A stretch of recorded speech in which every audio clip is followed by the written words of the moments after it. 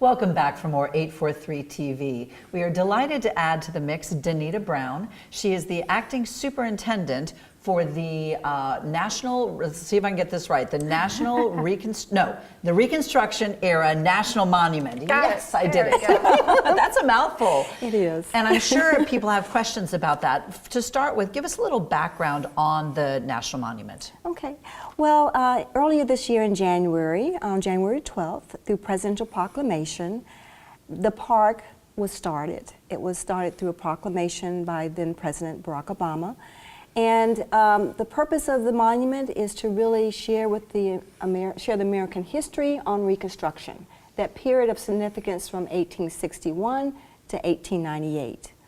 It really is a period that not many people understand a lot about, but here in Beaufort County, there is well-represented aspects of all parts of that historical period.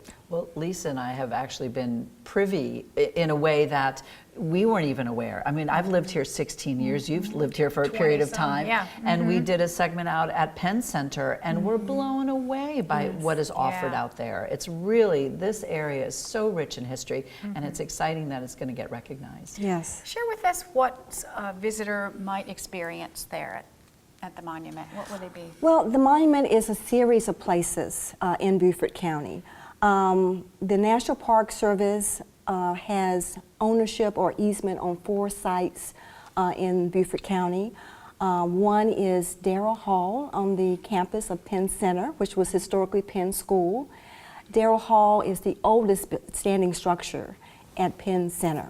So we're very honored to have trust of that sacred building. So Darrell Hall is one site.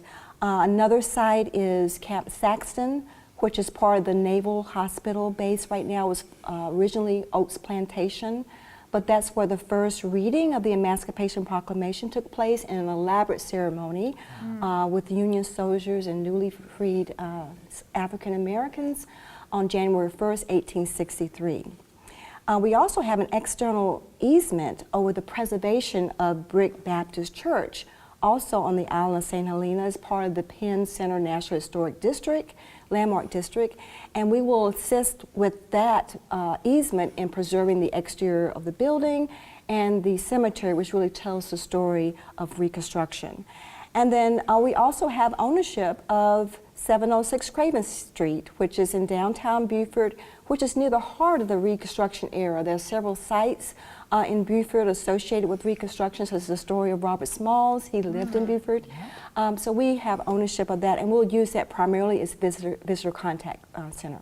That's all very exciting. It is. Now, this is probably a good question for the both of you. What are the implications for Beaufort and Northern Beaufort County? Probably the most important implication is that some of the young people, most of the young people who grow up here are going to know a piece of the history that's never been recorded.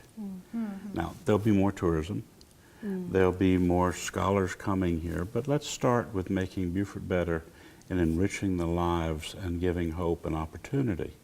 There are a lot of heroes from this period who've never been written about. We know about Robert Smalls, but we don't know about the Lieutenant Governor, the only African-American Lieutenant Governor. South Carolina history came from Beaufort. We don't know about how white people and black people got together to try to sustain Reconstruction when Jim Crow was pushing in. We don't know about many of the arts, the crafts, the self-sufficiency that was learned by recently freed slaves.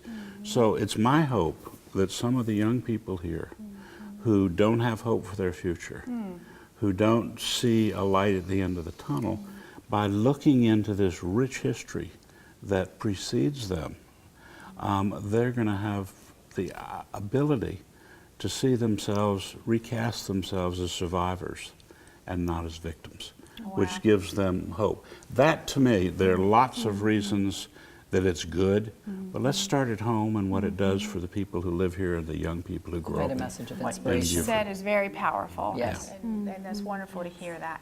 Now, Danita can talk very much about 253 million people visit national parks every year. So there's lots of elements to So it. this is going to be officially part of the National Park Service, which is really So remarkable. exciting. That's your, we're joking with this cute Smokey the Bear outfit there.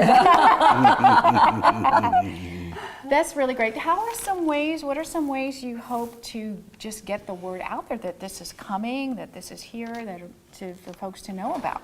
Well, one thing that the mayor alluded to is that, this is one of the 417 national parks in the National Park Service. And so we get millions of visitors every year through all of our parks. And so here in South Carolina, there are about 8 National Park Unit sites from the Piedmont area down to the coast. And we think just through that network of parks, those who come to national parks, and also introducing another generation or another group of citizens to the National Park Service through this unique national park that tells the story of Reconstruction. Again, Beaufort County is well represented in terms of aspects of the social aspects, the political, the educational aspects that came out of that period is represented here through some of the structures and the cultural landscapes. And while the monument only reflects 4 institutions, Yes. there are over 100. There's Mitchellville on Hilton Head.